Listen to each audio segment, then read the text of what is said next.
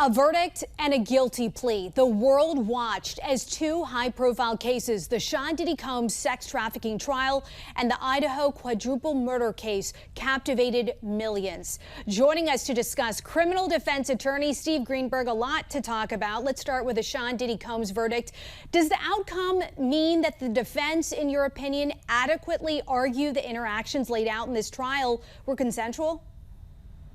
Well, they obviously must have. You know, the prosecution had a lot of problems because there was a great volume of text messages in this case showing that things were consensual. There were a lot of text messages with Cassie and with Jane showing that they were willing participants in what came to be called these freak-offs.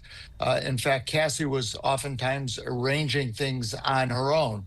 I think the government overreached a little bit on this case. They got into a relationship and they're trying to take federal criminal statutes and they're saying that we're going to criminalize a person's relationship. I was critical of this prosecution all along.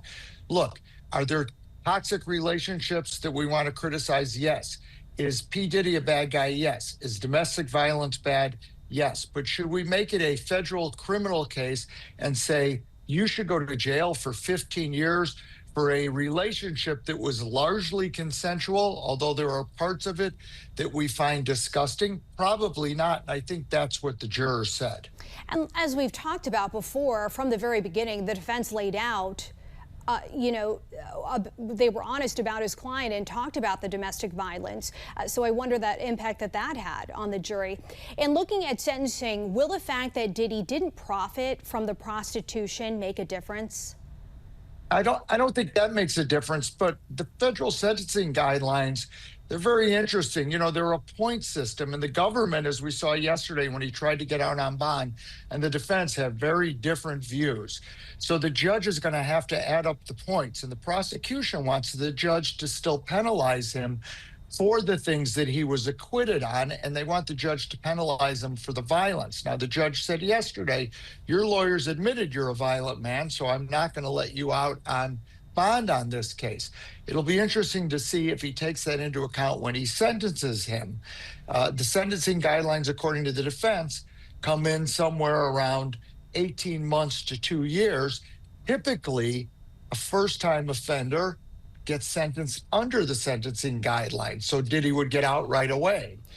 The government thinks that he should get around 4 or 5 years.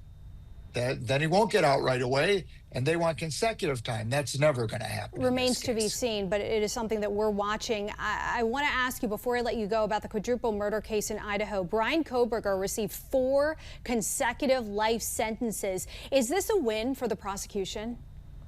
Look, if 4 people died, it's not a win for anybody. I mean, I think the win here is that the families aren't going to have to sit through a trial and hear the horrific details. As much as we heard some of the families wanted to see him get the death penalty, I think that at the end of the day, they're going to realize that sitting through a trial and hearing about what happened to their loved ones would not have been a pleasant experience, and that they're better off with this. And I have always been of the belief that spending the rest of your life in prison is far worse than the death penalty.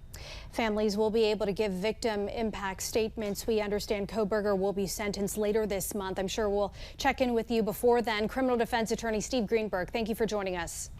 Thank you. Have a safe holiday.